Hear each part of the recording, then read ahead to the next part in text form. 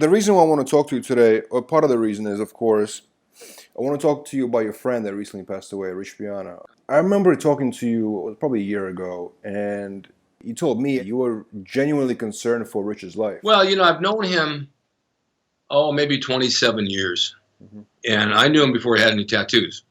And we'd go on to commercial auditions together, and we went on a wrestling spot, although he wasn't a wrestler. And I said, look, Rich, they got 50 guys here, 60 guys. They're taking us in as twos. So he came in with me. We did a headlock and a hammerlock and a top wrist lock, and we sold it. We worked around. And he put his big arm around my head and said, loosen up. You're going to squeeze my head like a pimple. He laughed. We got the job, and the job was for Dr. Pepper. And we're on a golf course, and I've got a golf cart. I look like Mad Max with leopard skin tights, and he's riding next to me. We run the golfers off the road, and we body slam them and throw them into the water and, do all kinds of crazy stuff with them. So over that time period, he kept adding tattoos, and then he had real faint ones that were just sculptures. And they looked good, but they were real faint. They just went around his muscle lines. Then he darkened them, and then he added some more, and then he dyed his hair. And he kept changing himself. And to the point of where he had so many tattoos on him now, there was no place left. He was always reinventing himself. Rich was a good talker. I've done 22 shows with him.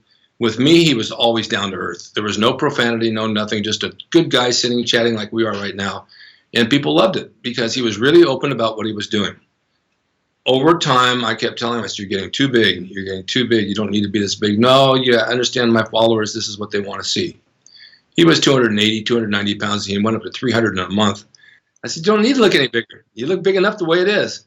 But that was him. He had to have this image, and he created this persona, and he had a charisma for sure that people wanted to be like him or be around him. About a year ago, he'd come over and we'd sit and do my shows, and he was sweating like mad, breathing like this, and I don't think he hurt himself, but he had a hard time breathing. And I said, it doesn't look good, I may be wrong, but it doesn't look good. Yes, I said, you been to the doctor? He says, yeah. He says, everything checks out. I'm in good health, blood pressure, everything. I said, okay, I'm just a little worried. I could tell that he wasn't getting any oxygen.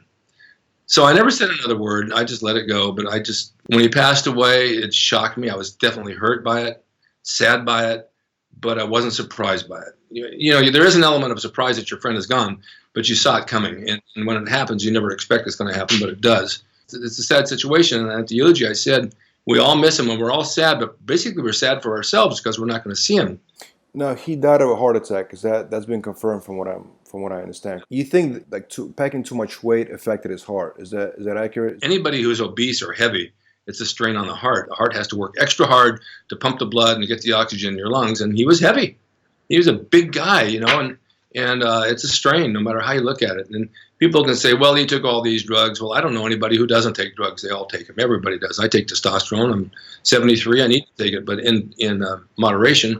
Anything you do in excess is going to affect you somewhere down the road. He is who he is, and he made a statement, and he carried it on and carried with his followers and seminars and doing what he was doing, and people loved him. The ones who hate him, and they said they were glad he was dead, are people who probably have no backbone, have nothing in life, and they were jealous of him. It always comes out of jealousy. And it's sad that people can be that cruel to say, I'm glad he's dead. Why would you do a thing like that? Of course, they hide behind their computer. You'll never see them. I just think that if he had have lived, the doctor would have said to him, Rich, you need to lose about 100 pounds, drop 100 pounds. And in his mind, he would not have been happy. And mentally, it would have really probably destroyed him because he wouldn't be where he was. You know what I'm saying? You have this image. And with him, he probably would have had a hard time accepting being lighter, smaller. Rick, is it safe to assume that every bodybuilder is at risk for their heart? Because every bodybuilder is overweight. If you really think about it, right? Of course they are. Look at anybody who's obese. It doesn't, whether it's muscle or fat, they're still obese. And there's a lot of blood floating around through those muscles and a little tiny pump of a heart that has to pump that all the time. It's like having a pump in your pool. If you don't have a big enough pump for your water, the pump's going to give out. In his case, in some cases, in any athlete, the heart becomes enlarged. When it becomes enlarged, the problem with that is that your rib cage can only house so much space, and it hits against the walls of your ribs, so it can't pump because there's nowhere to move. Steroids in general won't kill you. They just won't kill you. Testosterone for sure won't. It's a hormone that we don't secrete at around 40 plus. We lose about 1% a year, so we have to have that testosterone replacement therapy. And when you tell people this who are out of the loop, I'm never going to take those drugs. Those are steroids. No, they're testosterone. They're normal things. But then you add chemicals to it, and then you add pain pills to it, and you add alcohol to it, and one thing after another, and then it starts destroying you. And in the gyms today, the bodybuilders that I see down at Gold's, they are 300 pounds. They look like elephants walking around the gym. It's not a pleasing look. I never really thought it looked great. And those guys are taking huge amounts of drugs. And you know they're on something. It just wouldn't be that way. They think that's the key to being the greatness, but it's not. The key is to train hard and eat properly and do it naturally. And then when you get to a certain age where you feel you need a little boost, you get a little boost, but you don't go overboard with it. And what about all these accusations of drug use and Rich Piana? I mean, you know him personally. I mean, is there any truth to that at all?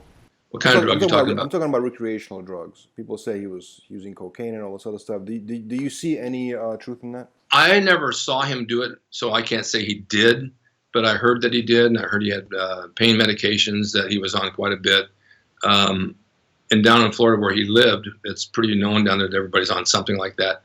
I wouldn't put it past him. And when you're in pain, you're training heavy like that, and you're that size, and you're in pain all the time, they're going to take something. They're going to do an opiate or something like that, and then mixed with alcohol, that becomes like a time bomb. But I can't say he did because I don't want to label something without really full knowledge of it, because I really wasn't there for that. Now, you know what's interesting? I mean, I just work with Rich Piana. You know, we did Generation Iron 2, and you know, I had some conversations with him, off-camera conversations, and he was a very intuitive guy, very smart guy, you know, a very marketing-savvy guy, and he did a lot of the things that he did, you know, for the fans. You know, he was basically a persona that his followers wanted to see in a way, you know. It's all by illusion anyway, you know what I'm saying? He could have still looked big and still go down in size a little bit, you know? It's just strange to me that he didn't address that, right? If you look at a bodybuilder and you look at him and say, gee, you've been sick, you don't look good, they go to the mirror right away. Why do I look smaller? Do I look smaller? Did you lose 2 pounds? It freaks them out because it will destroy them mentally. And so I'm sure he had warnings from doctors to do certain things, and whether he did them or not, apparently he didn't, because he's had some issues before from what I was told. But you've got to heed those warnings when they come out, because you only have one life. You don't want to play with it. When I saw him, you know, and he was alive and he was over here and he's hanging out and having fun, and then I see him in his casket and he's gone, and that's him. That's the end of it. And that's the worst feeling in the world when you see that. When you first found out he was in a coma, when you first heard about the news, did you think he's going to pull out of it? Well, I heard that they induced a coma, and they do that so that the brain swelling will go down. And then when they took away the induced coma, he stayed in a coma. And at that point, I thought, you know what, it's going to be brain damage. It's not going to be the same if he comes out of it. And I kept hoping he was going to come out of it.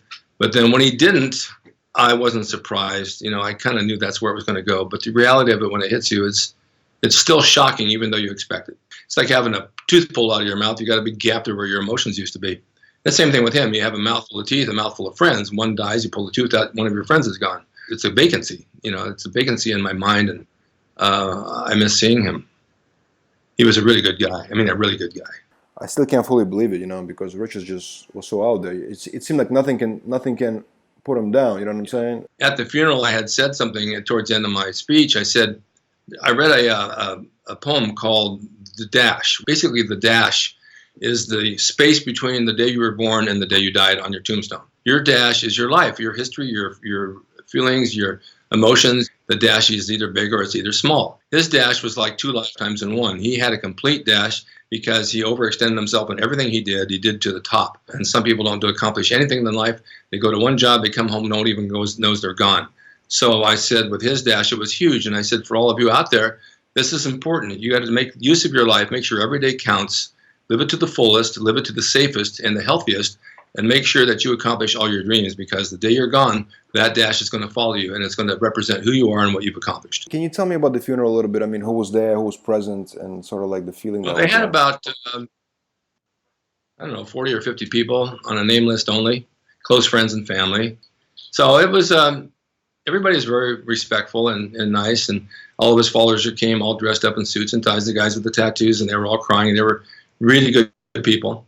It was a pleasure to see that. The respect was really something else. And then they had the party at noon over at the Sportsman's Lodge, and about twice as many people showed up. But that was a nice social event too. And then by that point, his wife and his girlfriend were kind of let go, and they were friendly and laughing and having a nice send-off. It's supposed to be the celebration of life where you're supposed to look happy now, and he's in a better place. And that's the way it came off. It was good. You know, Rich obviously is known for having this company, the 5%, you know, nutrition.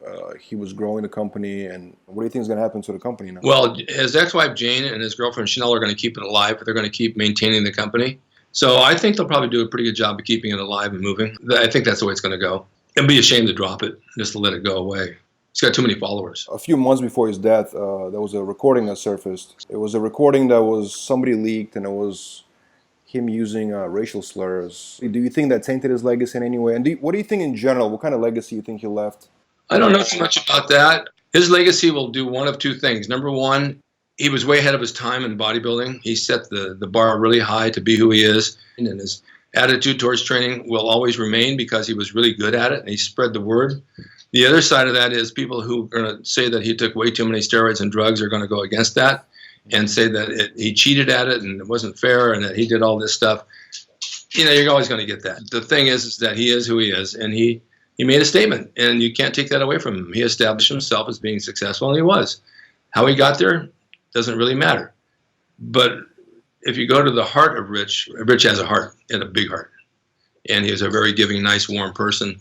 And that's what's going to follow him, his legacy, that he was a really good guy. Never hurt anybody, never had a bad word about anybody. Came in the gym always happy, always something friendly, nice to say. Whoever he met on the street, he was friendly to, very approachable. How can you go wrong? You know, there's nothing bad to say.